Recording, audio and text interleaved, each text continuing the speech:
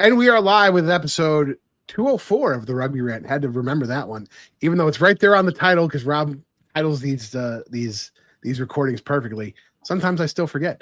I'm the big guy, Scott Farrar. That's Rob the Hammer Schmidt. And today we have like a broadcast professional. This is twice now this season, Rob. First you put us on with Ben Holden, and right. Ben is, you're talking about, for me, the king of guys. He's doing fucking Big Ten hockey, which is crazy for me to watch him calling Michigan games.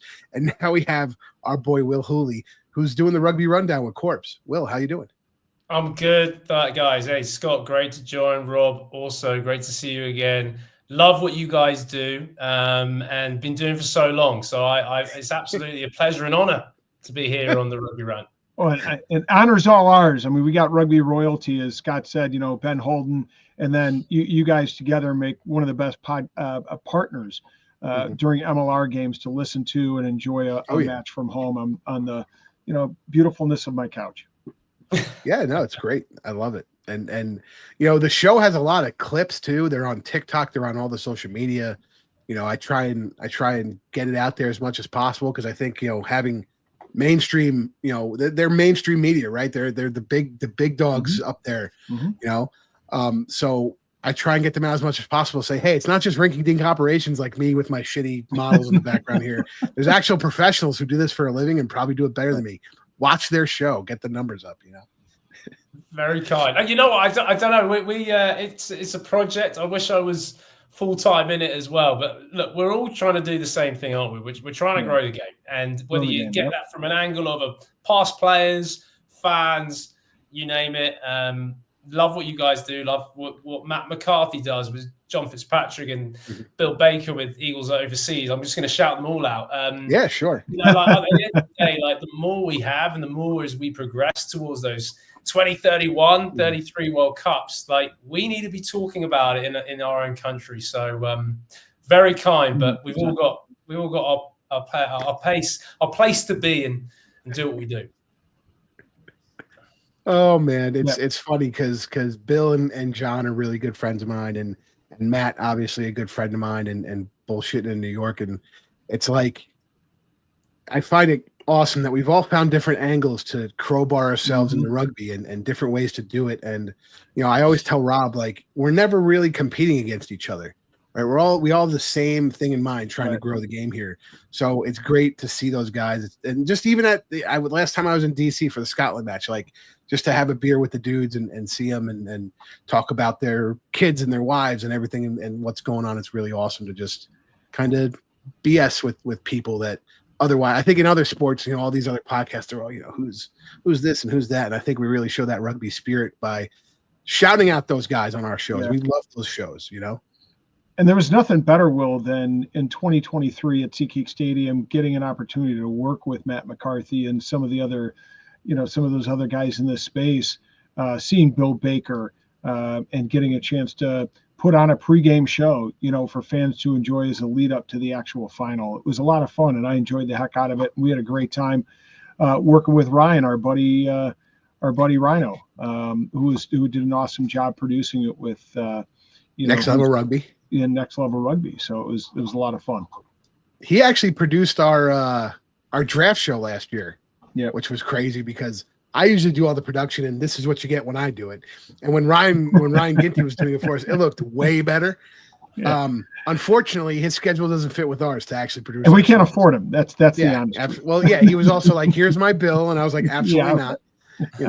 But no, it's fun, and we appreciate you coming on. And just even Rob's background, I'm jealous of Rob's background, but Rob also knows I have a small house, so limited space.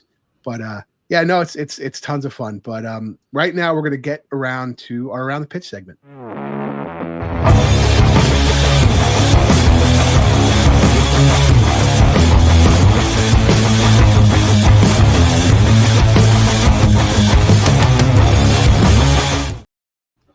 Hammer time. Hey, yeah, what's up, everybody? Hey, listen, here's my Around the Pitch. I don't know that it's a secret, but I'm certainly excited about it. Obviously, Pro Rugby is coming to Chicago, and Pro Rugby is coming back to New York and 4 other venues across the United States. But I want to talk about Chicago Tempest of the women's elite rugby They've been very busy. A couple big announcements have come down the pipe recently. The first of which, the venue is announced. It's going to be Martin Stadium at Northwestern University. Folks, if you're considering traveling at all to any of these away matches for your home team, put this one in the books. Put this one on the schedule.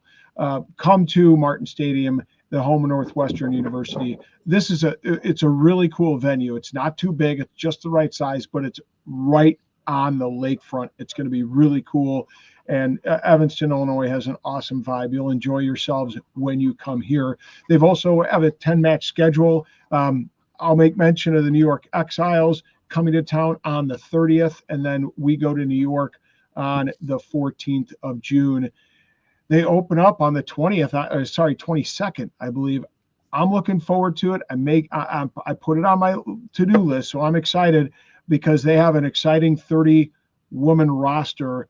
The Hounds, Chicago Hounds own Jess Dombrowski. Big shout out to her. She's been a huge force within the North Shore women's, not only 15, but 7 side. I'm excited to see her play. I don't know how she's going to do the double duty working for the Hounds and playing professional rugby, but I'm sure she'll make it work because she's small, but she's powerful.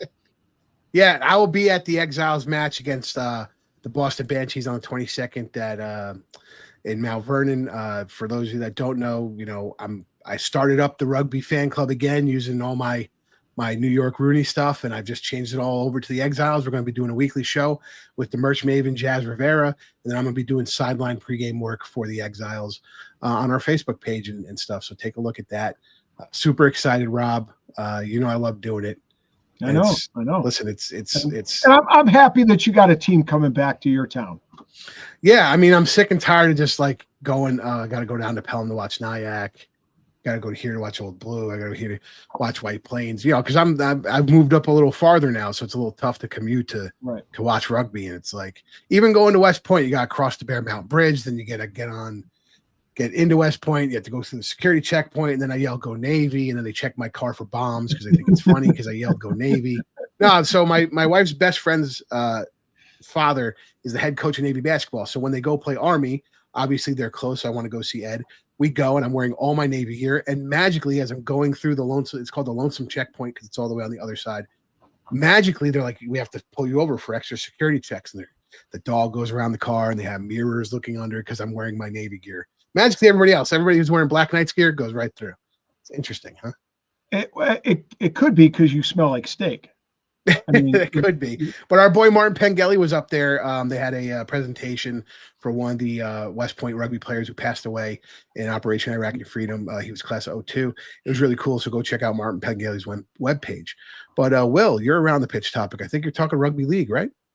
Ooh. Yeah, we were discussing this a little bit before we came on the show and how rugby union and I don't know what you want to call it, our sisters, our brothers, as Corbs actually mentions, maybe even second cousins. We talked about this in ugly stepsister. You got to be careful, haven't you?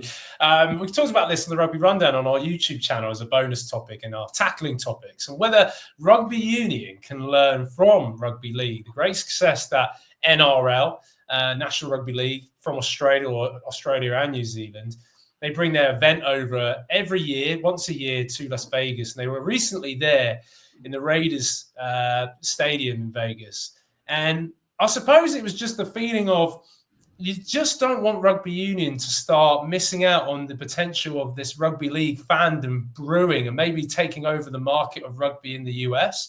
Now, we did discuss this in terms of, okay, maybe you wouldn't see this on a domestic front. Would teams from the Premiership come and play in the US? It's been tried and tested before. I don't think that's really going to get the bums on seats. But you could say with rugby union that with the international game, we're going to see it again in November when Ireland take on the All Blacks in Chicago at Soldier Field, which I know, Rob, you'll probably be very excited about. So you can say that rugby union is still planting its seeds to try and gather the big spectacle, more on the international front. I think we'll see more of that going forward as well before 2031 Rugby World Cup. It'd be great to have like a Six Nations game maybe in the US, some championship game in the US. I think that would be a tasty morsel, Will. I think that would be very tasty. But look, I think it was just very interesting to see the marketing, the social media, just the presence of the spectacle that NRL brought.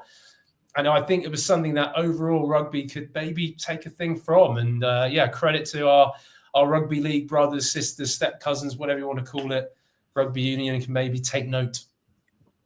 Yeah, and right now Jordan Mailata, Super Bowl winning, Eagle, he comes from NRL, and it's funny because they always ask him about rugby, and he's really a league guy. He's not really a union guy, and I would say he's probably, Alonamar being number one right now, right? He's probably the second most known rugby player, believe it or not, but he plays American football, which is interesting. The other thing is, Allegiant Stadium has the coolest nickname. I mean, don't get me wrong, Michigan's big house, amazing, but they call it the Death Star because it's all black and it's so friggin' cool. I think having something there would be great if we could ever fill the stadium. Obviously MLR, I don't think we're at that point, but the reason those, in my opinion, those NRL matches work once a year is because they're in Vegas. That side of the country is more conducive for people traveling from Australia and New Zealand to come see NRL. You have all the expats in the country say, okay, let's make a weekend of it. So it's almost like when the Premiership came over, and again, they had to pick their spots. It was Saracens versus the London Irish the weekend of St. Paddy's Day, in New York. So that was, okay, let's go celebrate St. Paddy's Day and then go watch the rugby match coming across the pond. So I think we just need to pick our spots a little bit better with those.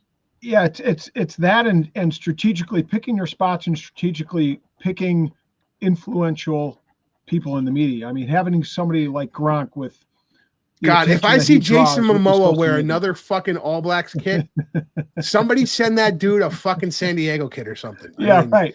Jesus Christ. Or Utah Warriors for crying out loud. Something. Something. Rob, how many times have I told you guys at the Hounds? Barstool moved to Chicago, and there's 3 people in the Barstool office that played rugby, and they have one particular show that they do Jersey Days on Thursday, where they're supposed to wear a new jersey every week, and they've never worn a rugby kit. Send them all Hounds gear, and then boom, you'll get 100 million people exposed to it. It sounds a lot simpler saying it, and I know it's tough, but we have to figure it out at this point. Hey, let's send them some Rugby Rant gear. Let's do it. Yeah, that's great. Yeah, that's perfect. I'm sure they would. Rob, I'm not wearing Rugby Rant gear. I'm not wearing it. It's because you're a delusional Packers fan. All right, don't even start this. All right. So speaking of the Packers, believe it or not, my Around the Pitch topic is rugby adjacent. So shout out to my boy Jamie Gillan. The Scottish Hammer is back with the New York Giants. He is the punter for the New York Giants. He just re-signed. And the funniest thing is, back in 2022, a bunch of guys are tossing the ball around in Hoboken, and all of a sudden this Scottish dude comes around and he starts talking about rugby and then they find out later he's the Giants punter, Jamie Gillan. And he's a big rugby guy.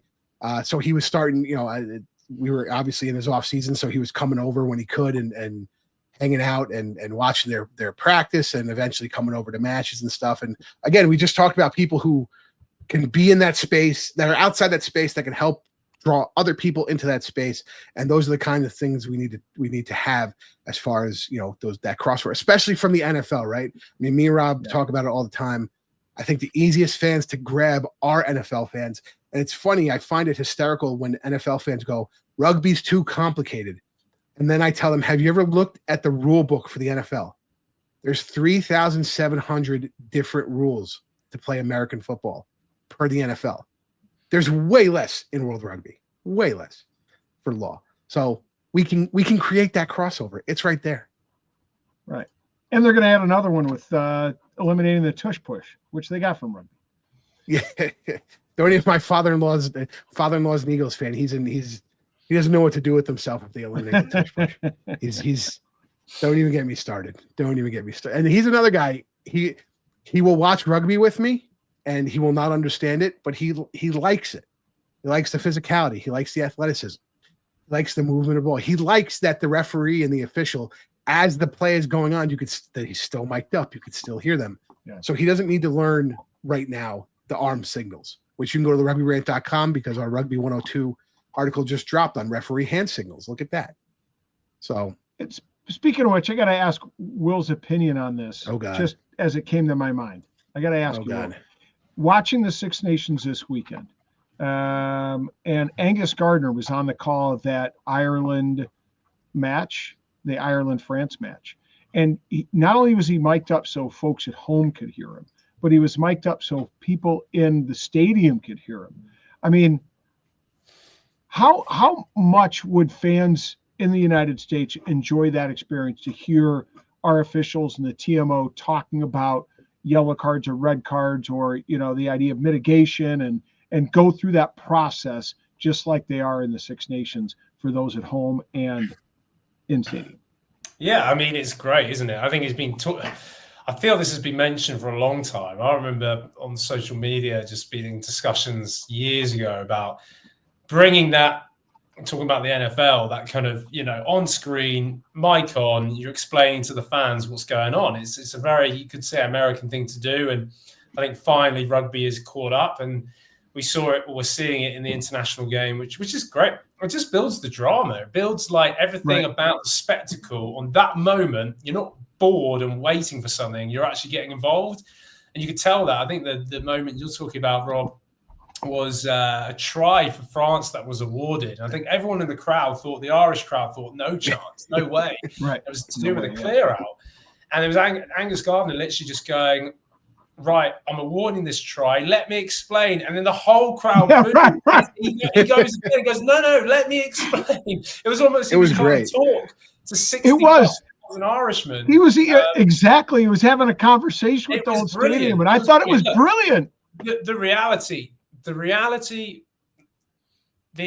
should start by, instead of not saying the reality, the wish, of course, if there's something like that, to be all over MLR or whatever. I think the reality is the understanding and knowing a little bit in terms of production and cost of stuff like that, to the standard that it would need to be, is a lot more substantial than you might think. Do I think it needs to be something in the future? Absolutely. I've no doubt about that, especially when we were trying to educate fans or whatever it might be. Right. I think Utah did trial it once last year. They just stuck their ref mic on the tannoy, and I think it was a little bit hit and miss, but they tried it. Again, if you want to try and do it properly. We're probably a little away from that, but it will happen. I have no doubt one day it will happen. And I wonder, is it one of those things where, do you only, like, if there's certain stadiums that have the capability now to do it, do you deploy it to those stadiums, or do you wait for everybody to have the same capability? You know what I mean? Yeah. To catch, because then it's like, because then you're going to hear the complaints. Well, so and so does do it, and so and so. Like when they had the matches the Vegas matches, and they were using the TMO. They were showing the clips on the screen, right? And they were like, right. And people were complaining, well, certain people can do that separate, right? That was what, 2021? Scott Green looking at the actual screen up in SoFi. Was it SoFi or SoFi? Was it, yeah. It was SoFi. That's what it was. And it was like, do we use that? We used it for this one-off match, but we really don't have the capability to deploy that everywhere. So like, is it worth it? And then again, you're never going to, somebody's always going to be mad you're doing something. So again, is it worth it? So that's a good question, but man, I think it helps, again, new fans, because they get the understanding. I do doesn't Chicago, don't the Hounds do like the fan club? Oh God, Glenn told me about it. They do. There's Kennel Club? Yeah, so there's fans in the Kennel Club that wear high vis like construction vests. Yeah. And that's an indication to any new fan that you can go up to them and ask rugby related questions, like rugby law. What's this? What's that? Why does that happen? And I think that's unique because, like, I'm sure you can go to other places and do that, outside of, in the UK and stuff, but to be like, I'm going to wear this so that I can help you be understand better, I think is a very unique thing we have here in the MLR. So, but yeah, we're going to get to our topic. We're actually going to go over the first quarter of the MLR 2025 season. We're doing the good, the bad, the questionable. Again, Rob comes up with these great topics, but before we do that, we're going to hit you with an ad, and then maybe talk a little bit about Super Brew. I don't really want to talk about it, but like apparently Rob we're contractually obligated to. But let's hit you. So, yeah, let's hit you with the sponsor first. I don't want to upset.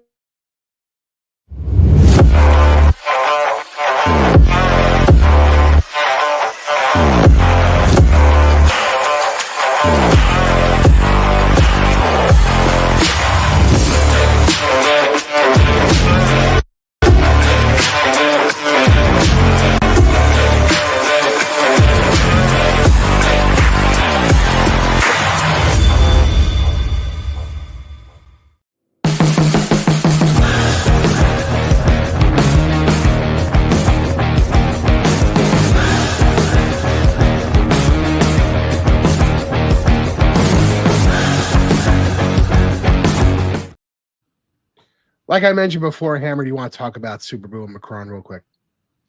Yeah, well, first of all, I want to throw a big shout out to Macron because we now have the Rugby Rant kit is live, courtesy of Macron. Yeah, how about that? You know, not all the teams are unveiling the Macron kit to their fans.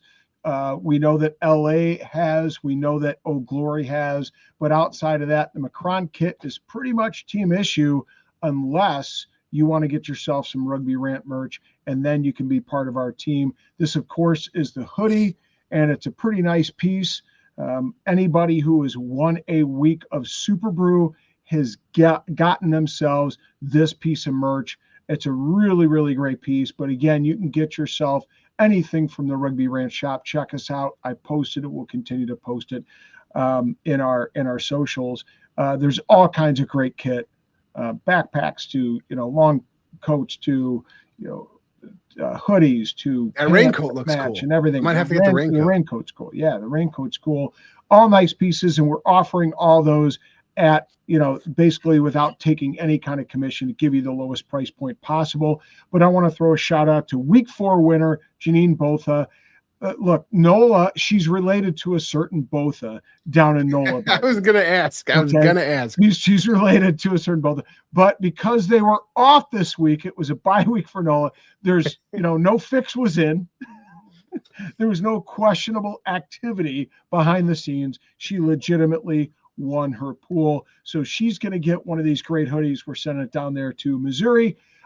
So thanks, Jeannie, for playing, and congratulations on getting yourself some sweet merch.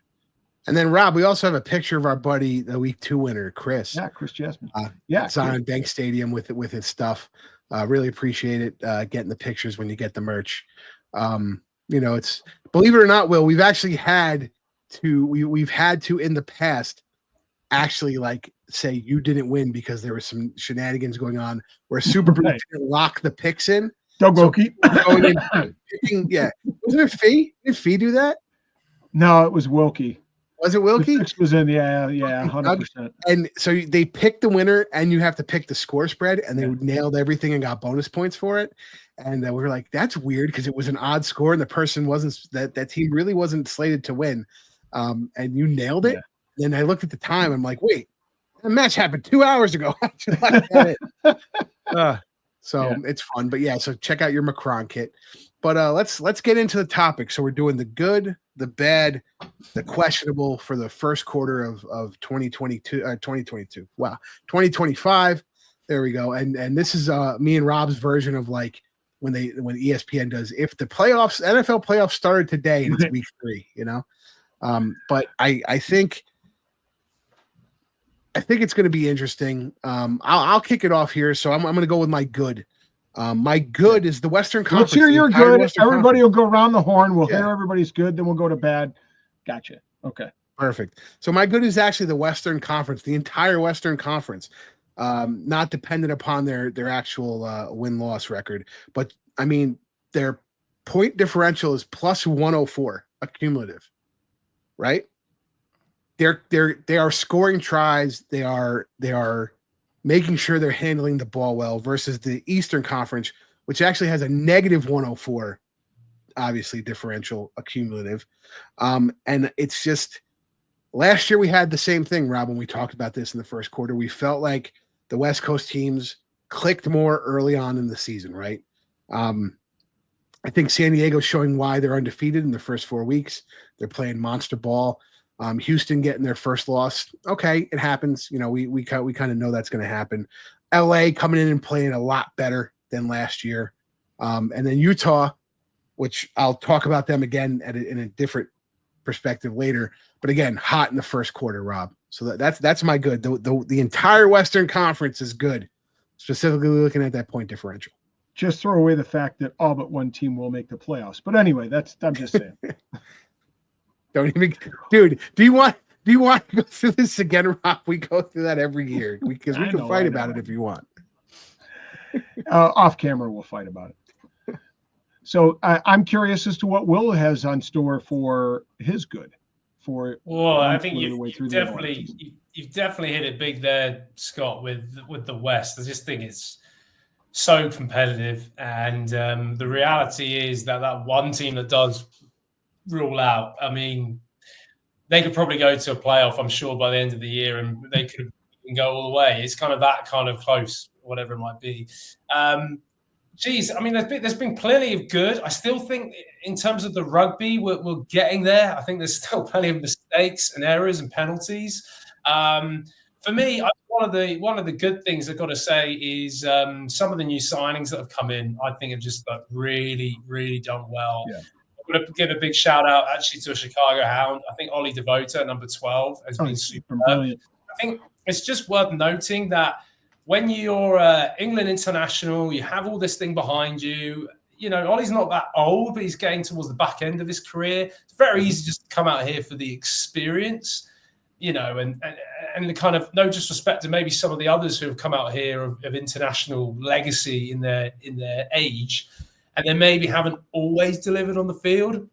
I think you're looking at a guy there who clearly wants to play, and ultimately I think is already showing to be one of the best centres in the league. Hands down, in fact, I'd say that. And I think there's other examples across the league as well. But I definitely want to shout him out.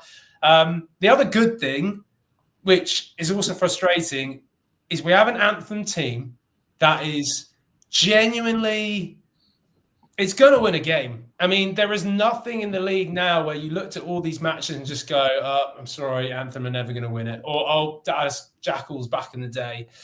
Just having that across the league as a whole is so good, knowing that mostly, and I know that San Diego stuck one on them in week 2, but you've got Anthem now who are genuinely competing. You've got some great US talent obviously there as well. So I would probably say that some of those new faces in the league are definitely showing a positive sign. And talking positive signs, I'll probably go with Anthem as well, even though they haven't won yet. Yeah, no, listen, Anthem is so frustrating because they remind me of Dallas last year, because Dallas had a bunch of losses that even the Anthem week 2 loss, like you were talking about, that first half, they played great and they weren't down much the first half. They got blown out in the second half really by San Diego. And it was like, if they could just have the complete game, maybe even if they're not going to win, maybe they get the bonus point loss.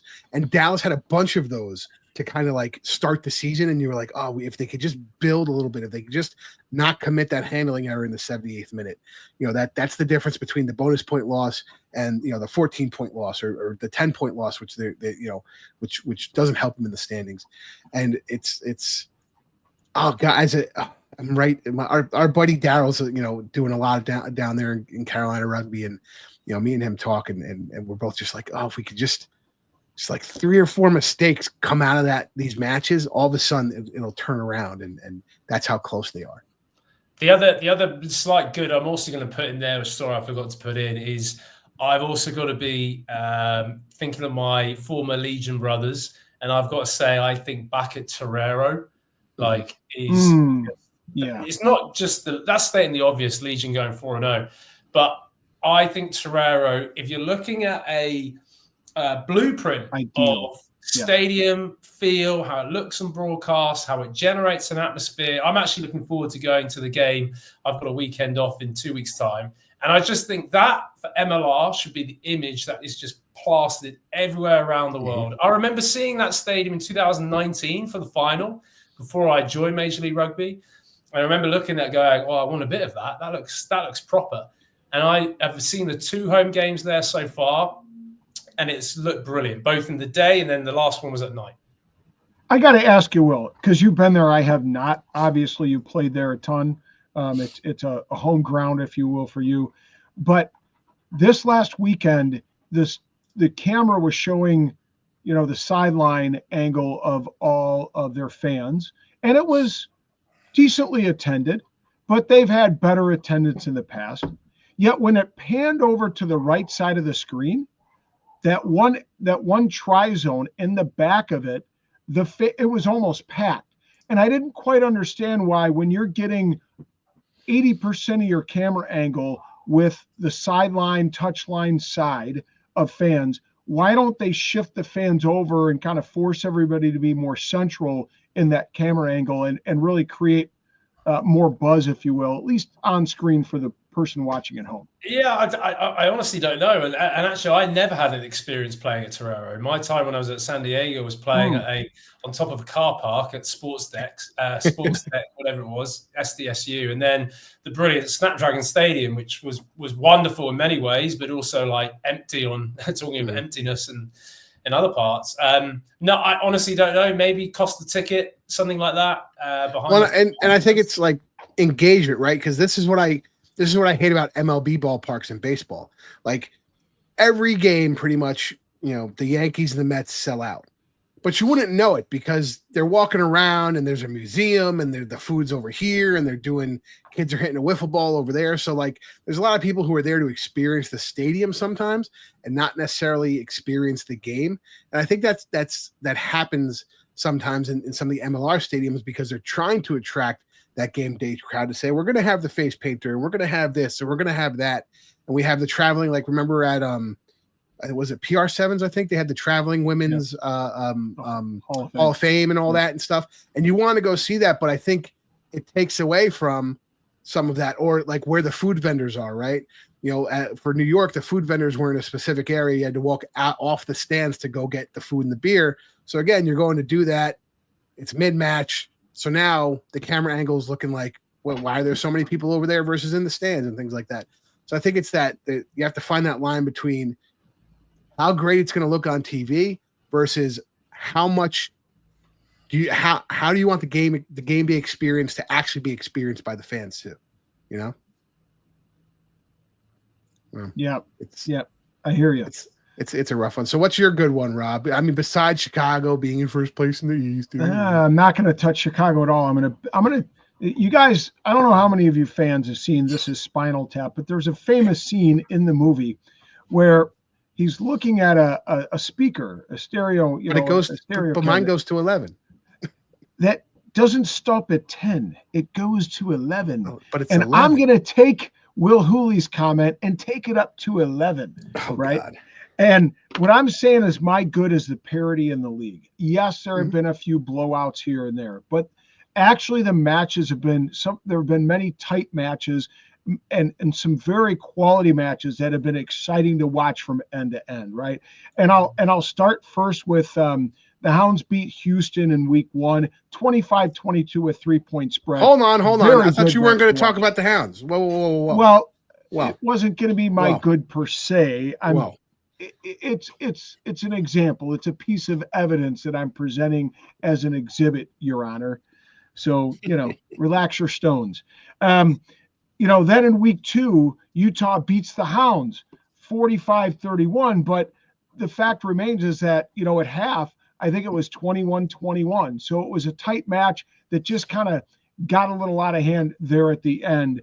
When the Hounds were taking some chance to get back on the board. And then you get into week 4, Houston upsets Utah 37-17.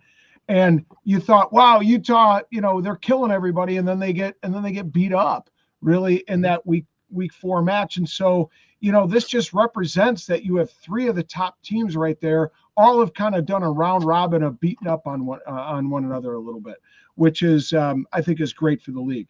Bonus points in games. We've had 8 games in which there have been 7 points or less as the differential. So a team is getting that differential bonus point. No team no team has less than 2 bonus points. And I was going to say that when you were done. Yeah. If you want to look at a stat that shows the parity, look at all the bonus points and how they're spread out. It's very interesting. That's a good pickup, Rob. Yeah, and it's great to see. And the Anthem are getting some bonus points, not just they got 3. Tries, Anthem has exactly. Anthem has more bonus points than the Free Jacks, NOLA, Old Glory, and the Utah Warriors.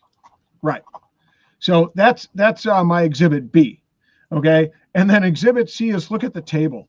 Anthem, a 1-point loss to Miami, 4-point loss to Old Glory DC. New England, 23 of 24 champs, so back-to-backers, and yet they're 5th in the East, just 1 out of that, playoff spot right there.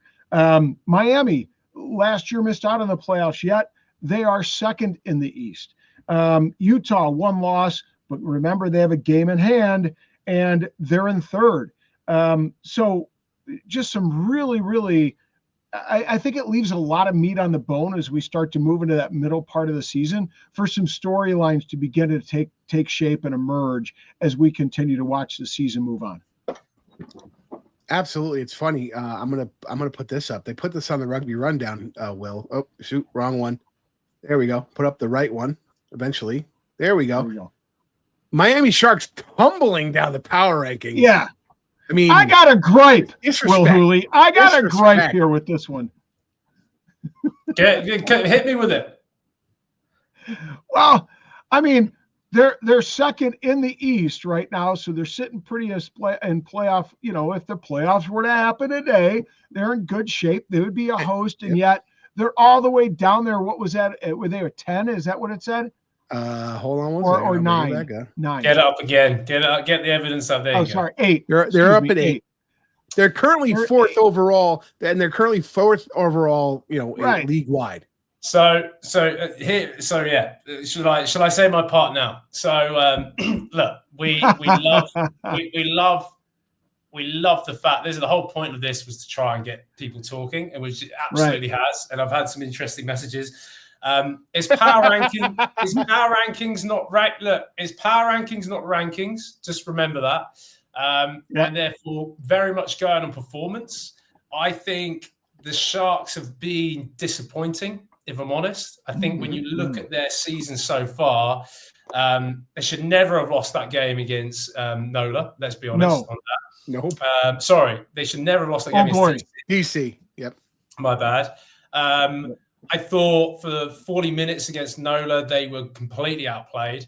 And then Anthem, you'd argue, should have won maybe that game. And then you're looking at the weekend and thinking, actually, for the Hounds, there were periods where the Sharks were going pretty well. But there are other periods where, I think the Hounds were looking far the superior. Look, I love Miami. I think what they're doing there, Jose Pellicino, is really tough because they've got different cultures coming in. And I think they're grindy. They're a grindy team. So they're always going to pick up those wins.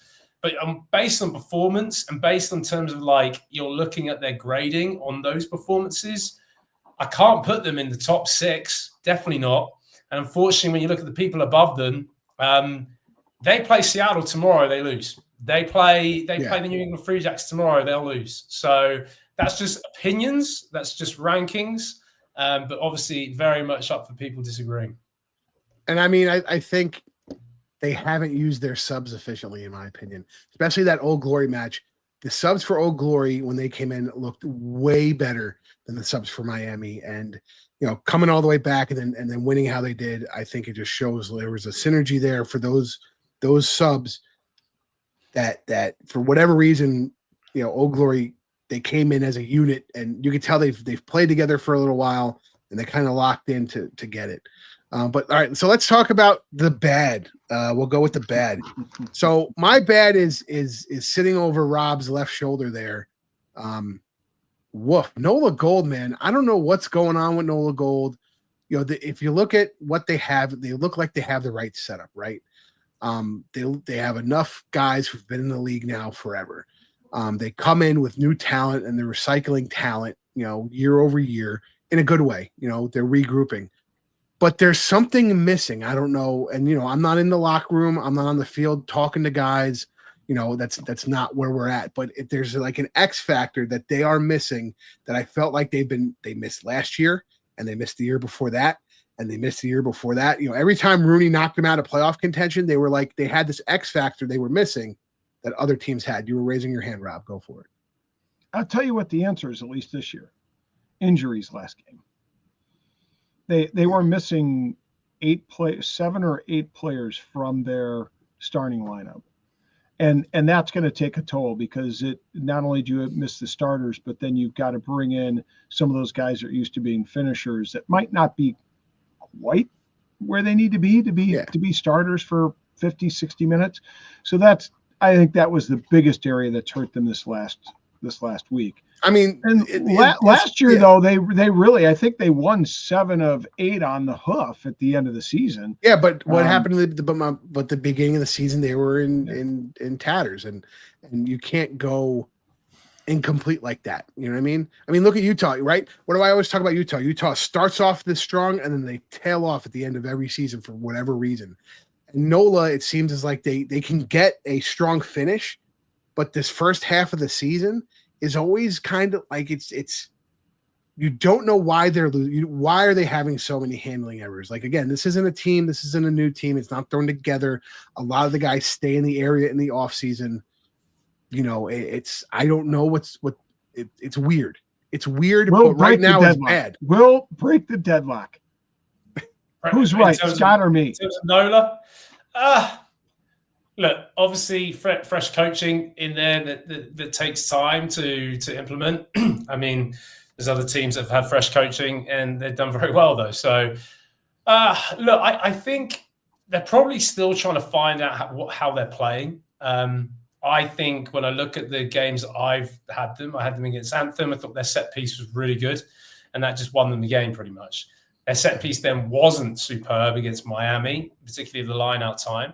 And then, running the ball from deep when probably it wasn't on. And I remember they got turned over from Manuel Ardao. This is the Miami game, and they scored. And that was a pivotal moment of that game. Now, Miami's challenging because there's a bit of a wind there, and they were going into the wind in the second half. But I still think they're just finding out their style of play, and I just don't think they've got there yet. And look, what I would say is, going back a little bit almost to the Miami thing as well, is it's still early days. And I know the frustrations, and I know what you're saying, Scott, completely. I understand why you're saying that.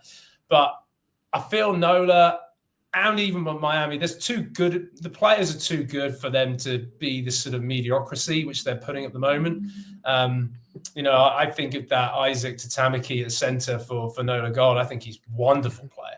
Ruben De Haas is only going to come better, and the likes of Luke Campbell, their scrum half options are off the chains good. I do look at their type 5. I think that's their interesting in the second row. You have young Wagaspat, you have old Cam Dolan. Is there someone who's really giving the beef though in there? And sorry, Callum Botcher, but I don't know whether that is him. And then a front row which is decent. But I'm wondering whether that's the area that maybe they might lack this season. I just don't think we've seen enough of NOLA yet to make really clear evidence as to whether they're going well or not. And it's probably the same for all these teams, obviously, with being a quarter of the season done. And they're missing Doc Irie for the first half of the first quarter here. And you talk about beef on the front row. And again, Doc, he would probably start Anthem, those type of matches, but he's always a finisher. So, and he always comes in fresh, and he does have a more, I would say, a more old school style of prop physicality than than kind of what we're props are turning into now, with a little bit more skinnier athleticism. So to be stout, but I mean, don't get me wrong. We said this a couple weeks ago, Rob. I was like, there is a chance that NOLA goes into Utah and gets dog walked. And that's exactly what happened. And it's hard to go into Zion Bank Stadium and play at altitude and get used to it. And especially NOLA being below sea level, it was going to be a challenge. But like, I don't know. Again, it was just like there's like a fire missing, in my opinion, that you can actually feel watching the match. But so Will, what's your bad for the 2025 season so far? I think so far it's probably been the amount of penalties and cards. Like, I think that's probably been at the moment the thing that is impacting the games, and maybe the standard of the game, or fluidity of the game, I should say. Far too many penalties and far too many cards. And I think I side with no doubt people that would say some of those decisions are a bit hit miss. But then I also would side with the referees and actually say, when I look at some of these high shots that have gone in or these croc rolls, like they're so obvious. I had the game at the weekend between Seattle versus Free Jacks, and the Free Jacks cannot, I repeat, cannot sit there and think, oh, why did we get 2 yellow cards, which could say was impactful in the game. I mean, they were the most clear yellow cards going. So I would say it's got to come down to the coaching and the players of being better, I think, number one. But yeah, I think early doors, we've seen a lot of penalties and a lot of cards, and I would love to see less because then it lets the game be a bit more fluid. Well, I do think looking at some of the disciplinary decisions this year, there is a little bit of a change. And me and Rob were talking about it last year, I think, when Jama was suspended early on with a red card. And they were like, oh, it's going to be like a 6-week suspension because of his disciplinary record. But meanwhile, he hadn't had a red card the entire previous season. So it's like, so what's the cutoff, right? Of like, well, he should be suspended for 8 whole weeks because he's had successive red cards versus he had a red card in 2023, right? No, he had a red card in 2022. He had none in 2023. Then he gets one the first week in 2024 and he gets suspended 6 weeks. And it was based upon it wasn't based upon the type of red card. It was based upon the fact that he had one 2 years ago. And if you look at, so my point is, it looks like it has changed, or they finally took a look at it. Because if you look at Pago Heine's card, it's just a 1 week suspension. And he's a guy who has a track record of cards for high tackles or, foul play. But he hasn't had them recently, right? So I think we're actually, the disciplinary committee is actually starting to look at that and make a better decision on what recent play has looked like. Because again, if you got a red card 2 years ago, why is that going into what the disciplinary committee is looking at 2 years later? Well, I think in part with Jama, it was those red cards that happened that 2 years prior were so egregious, just in terms of it was ill-disciplined, ill-mannered discipline. Also agreed it wasn't that it was Billy Meeks' fault on that red card he got to get suspended, because Billy Meeks really shouldn't have been jumping in the air for that. No, but it was not only that; it was the one prior to that. It was like it was right on the 5 meter line, and it was either a croc roll or he picked up and rolled somebody, or it was something like that. It was so egregious where. Or he maybe even punched somebody. I can't quite remember, but I remember watching and thinking about my reaction going, there's no need for that. It was just an unnecessary penalty. It wasn't even a rugby play of sorts. But it was funny, Will, you mentioned the penalties and their impact upon the game. I was actually having the same conversation with before the Free Jacks game with Chris Latham, as we're in the middle of the pitch and we were having a chat about it. And I think it was just generally a chat about, it's too bad that, these infringements can have such an impact upon the game that, if it was a 15-on-15 match for an entirety of 80 minutes, we might see a different outcome, whereas with the yellow cards or the 20-minute red card, we are really seeing several scores go up on the board for the team that has an advantage. Yeah, I mean, I look, as I say, everything, almost the conclusion of all this is the games will be getting better and the discipline will just get better because teams are going to have to learn. And the referees will be getting better as well. There's no doubt about it. And not all those decisions across the last 4 weeks have been spot on. I'm sure Dave Wilkinson, head of referees at MLR, would also agree with me on that. But I just think there's definitely has to be an onus in the teams, particularly around, as I say, those simple penalties and then cards that come from upright tackles or in the breakdown, not rolling away. I've seen a lot from the games that I've been commentating on, and I just know if I was in that team environment, you got to look at yourselves and how you're either in control or not. And you can put blame at the end of the game being like, well, if this hadn't happened or this, it's like, well, actually, why don't you stick your hand up and just say your discipline, your error count was not good enough. Right. That's why you lost. Right. It's simple. And then when we and Rob do our reviews on the Rant, well, how many handling errors did you have? How many, Right. What was going on, and how many times were you dropping the ball in the freaking green zone? How many times didn't you convert your own line out to score? We've had a bunch of guys. I don't know if they're having the yips or they're just bad throws in general. But it happens. So Rob, what's your bad? All right. I'm going to take a moment because I've got a lot to say here. Oh God. So we talked about Miami. And Miami is my bad. Okay. Why? 3 weeks. And in one of those weeks, they actually lost the match. But in the other 2 weeks, they tried to lose the match in the waning minute. So let's set this up. They're up by 12 in the 75th minute against Old Glory. And Robertson scores a beautiful try, just an amazing line, great individual effort, gets them back in the game. They're down 2 men, and they box kick the ball away when the fly half is sitting back in the pocket. I think it was Elias.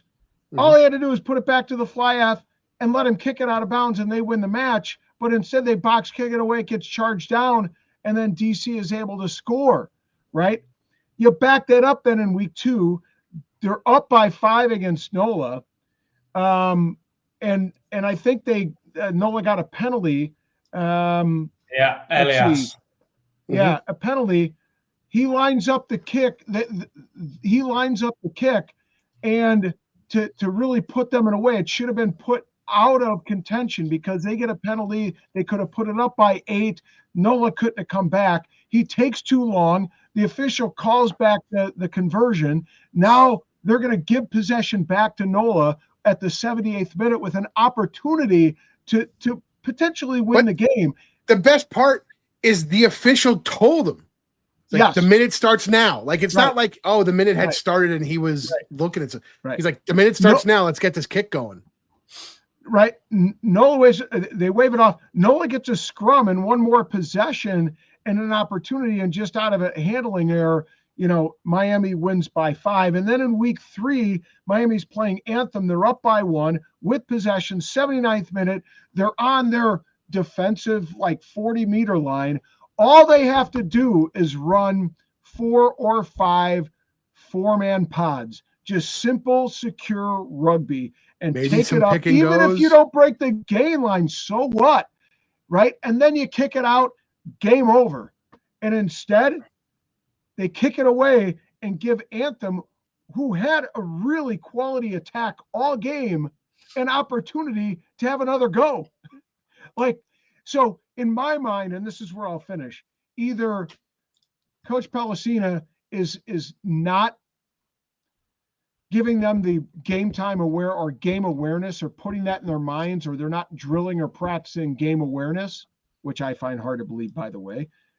Okay. Or players just aren't doing what they're supposed to do. They're not following what the coach is asking them to do in those critical game moments. And you question me why they were 8th in the power rankings. You basically just explained why they're 8th. I think with Miami, they're just a bit hot and cold at the moment. And I think that the reality of some of those decision making is Jose's great. Pellicina, what a great guy. And speaking to him before particularly the last game they had against Chicago in the coaches' call, I asked him, said, how's your heart rate and your blood pressure? Because you must be nearly dying. And he just goes, yeah, it's not good. We've addressed it. You just hope that they do address it and they actually put it into play. It's funny because we talk about rugby IQ, and we have a lot of players that have not only played professionally, but they have a ton of international experience. Yeah. They've been on these close calls. And I just go, what the fuck is going through your head to box like that? The box kick against the OGs for that. Or if you're unsure, call the pod, run a pick and go, do something basic to get the next phase, right? It's You'll see it in football, right? The defense is getting a little antsy. They're not going to call blitz. They're going to call base defense. The offense is getting a little antsy. Let's keep them honest with the quick run up the middle. Nothing fancy. And then all of a sudden, okay, now we can reset. Now let's think about it. What's going on? And I'm like, I just look at it and I go like, God, and you just want, honestly, what I want is somebody from the front row to just grab the ball and knock over whoever's behind the breakdown and just say, I'll do it. Because and don't even get me started on why there's so many front row guys in the first pod. What the amount of handling errors you see because they're either throwing it to front row guys who have like chicken grease on their hands from the KFC prior to the match, or the giraffe locks who can barely run. Why are we doing this to ourselves?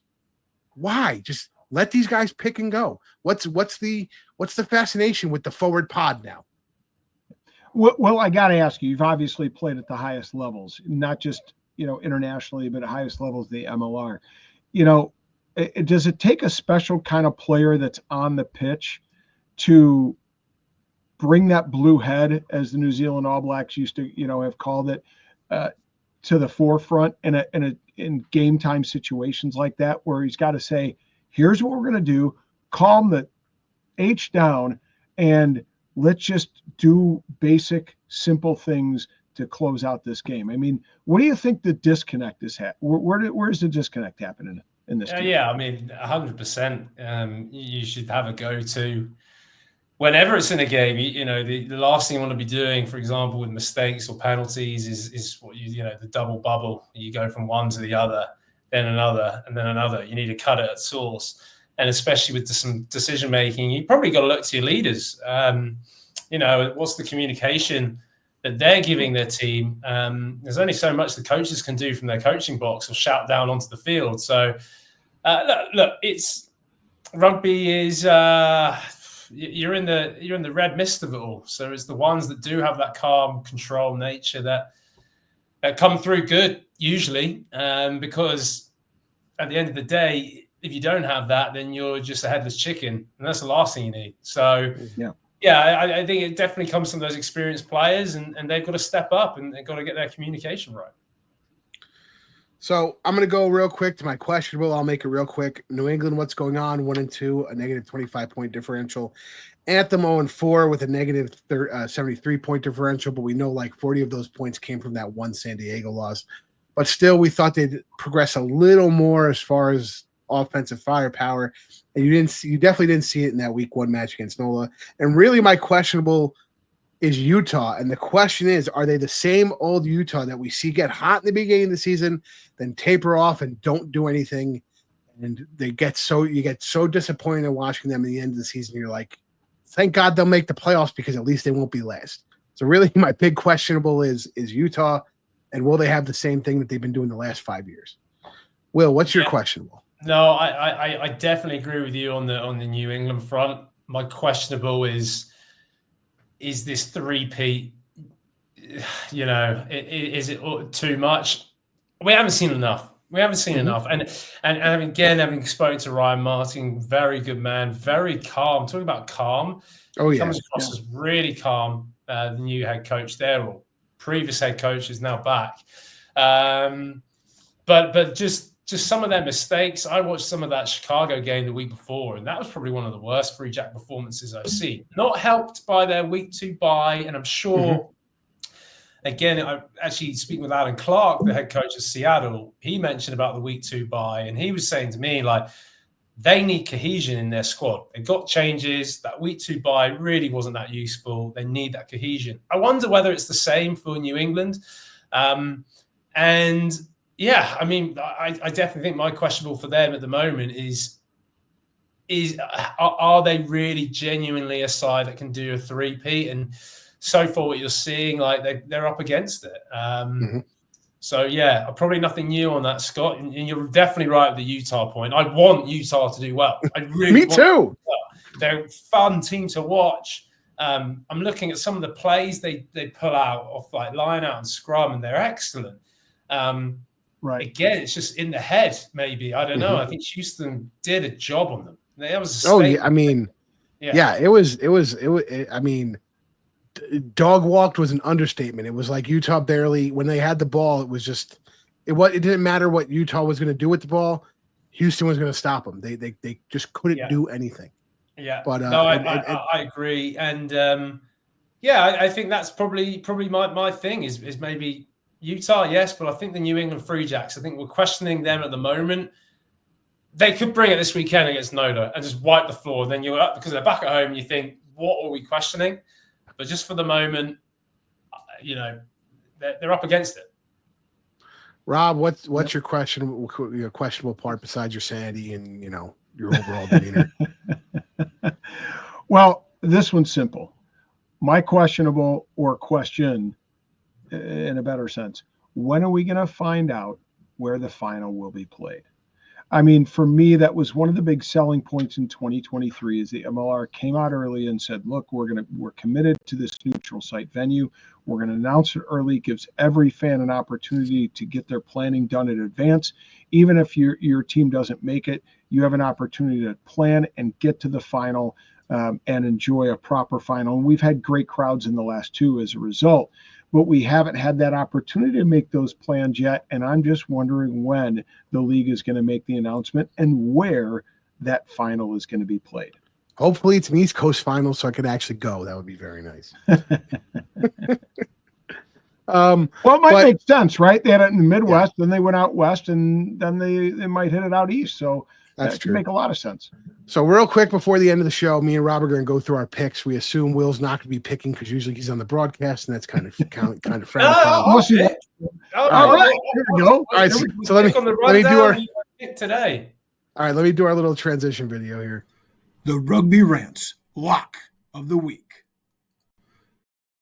And I just noticed Rob probably did that clip because it's Nola scoring a try. 2 years we've been doing it. That's the first time I actually noticed it. The first match I got Chicago by 5 over DC. I think Chicago is on a roll. I think DC's a good team, but I don't know. I think you were talking about it. Chicago's back line has been scoring very well. All my score differentials, I haven't hit shit the whole thing, so don't go by my score differential, but I got Chicago winning. What about you guys? I'm terrible at this. All right, my lock of the week, I'm going with I think I'd go with Chicago over DC as well. And I'm going. This is Chicago our East Coast bias, though, because I'm looking. Right. The problem is the Seattle match is going to start at a time that I'm not going to watch it because I'm old and I go to bed. And Seattle could lay a licking on LA too. So that's the but you know what? LA could come through in that one. They've got a pretty stout back line, so we'll see what happens. So but I think I'm going to go with Chicago by 10. I think that's fair. I think Chicago at home. I think DC, no preseason game. We are still yet to see properly what DC are about, and I don't think they've had performances that are being too stable. I don't know if that's the right word, but I think they're going to find out. They played well last year in Chicago, DC. Mm-hmm. If I remember right, they picked up a win that day, Rob. So. But I definitely go to Chicago, and I definitely also say by 10. Here's the difference for me, Will, between last year and this year. I think Chicago Chris Latham has really tried to inject some consistency into the lineup, with the exception of some injuries or in one particular red card. They've really had a lot of consistency in their lineup. I was going to say, is Charlie's back this week, right? Because he was a 2-week ban? Yeah. Right. Charlie's back, and then we'll see with some of those HIAs that impacted the lineup last week because they had three HIAs from 2 weeks ago. Okay. New England, I got New England by 5 again. Never go by my fucking score line, but I think they're going to put a licking on NOLA. I think they're going to come back and say, what the fuck did we do last week? We got to win a match. This is the NOLA. This is the team to beat up on for New England, as Rob knows. So I did New England by 5, but again, if it's New England by 50, I wouldn't be surprised, to be quite honest. I think they come back with some juice. I got New England by. Go ahead, Will. No. I was just going to agree. So I would also say New England will turn up, but it honestly could be a turn up where they absolutely blow them off the park. Or to be fair, NOLA will get their act together. no, they've got too many good players to, in my opinion, be blown off the park. So I actually think this will be relatively tight. So I'm going to go maybe the Free Jacks by 3. I could see a tie, or I could see a 50-point blowout by either team. It's like they're both so in flux that you don't know what's going to happen. Yeah, I'm going to agree on that. New England by 3. The only hesitation I have is we're recording here on Monday, and we don't know what the injury report is going to look like. That's the fun part, Rob. And the lineup. And so that's one of the things I'm going to be looking to do before I lock in my Super Brew. And you get injury reports. Your Super Brew pick should be number 1, but you're not because you suck at this too. Well, yeah. So you get league insider information because you get paid by the hounds. Us peasants don't get that information, Rob. Right. Okay. Sorry. Will and I will go to our thrones and tell you to bugger off. The next one we have is Utah at Miami. Will and Corbs have now persuaded me with the Miami slander. I'm going Utah by 10.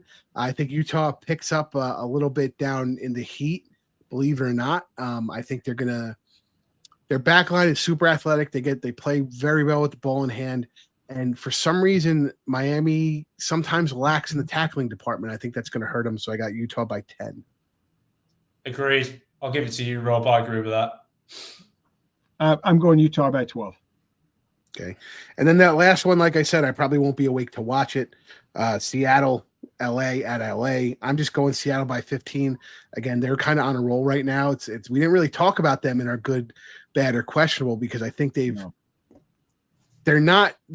definitely on a roll. We definitely know they can be tops in the Western Conference and they can play well against Houston and San Diego. But until they get there, we're not, they're kind of in the middle of the pack. But LA, for some reason, again, in the tackling department, they lack something. I don't know what that's about. I think Seattle needed that win as much as New England did the other day. Mm-hmm. And they are impressive in areas. But geez, Fashia and Yona did not have their kicking boots on at all. So I hope they're doing some kicking practice this week. But I say Seattle will get this, but I think this LA team, I spoke to Corbs earlier today, the fact that they have had all losses so far, I don't know. They have a lot of threats. Could be tight. Could be really tight. So if anything, I would say Seattle just taking it by something. We need to see Andrew Coe fucking explode. I think Andrew Coe has been a non-factor in the match. I think he's only played in 2 matches. And he was a factor last year with LA. He was a factor every match he played in New York. So maybe that should have been our question: is where the hell is Andrew Coe? I'm going to go with Seattle by 5. But I'm just waiting for this LA team to break out. And we know that their back line with Ben and with Billy Meeks and who do they have at the 15 that's coming out of the back? I'm sorry, Rory Van Vu or Reese? Yes. Yeah. Well, we haven't seen McDonald yet. We don't know what his injury status is. Van Vu's been excellent. Van Vu has been very good. Yeah. Been very good. And they've really got a stout back line. The question is, can they front up front? Right? Do they have a pack that can contend with Seattle? Because that's typically been Seattle's strength, is the physicality and the ability to get their set piece down, connect in their lineup. And with Reichert Hadding back, I think they got some leadership there. So they had a knock-on effect, I think, from getting Reichert back in the lineup last week. And I think that continues to be an area of strength for them. So that's why I'm picking Seattle by 5. That's good. So before we go, shout out to our boy Don Stanford. 100 calls for MLR matches. That's a big achievement. That's great. We love it. We love Dallin. He was on our first episode of The Rant with his COVID haircut. So go check out our YouTube and Facebook page for that ugly hair mess. That was great. But Will, thank you so much for coming on the show. Yeah. And this is kind of like an extra long episode because, we a lot to talk about and we really wanted to make sure we ask Will all the questions we want to ask him, because I'm sure he probably won't be back. It's one of those things where, again, he's helping. They're helping the peasants. You know. No. Have me back, guys. It's been a pleasure. Thanks for having me. Thank you so much, We'll have Will. to get you and Corbs back at the same time and see if you really can occupy the same space at the same time, other than just, you know, in your own studio. Yeah. Well, if he gets back from Vegas, then I'll let him know. Oh God, he's coming. He's either coming back with like a new Porsche or he's losing his shirt. But anyway, that's episode 204 done and dusted. I'm the big guy, Scott Farrar. That's Rob the Hammer Hammerschmidt. Yo. And man, we'll see you at the Rugby Rant next week.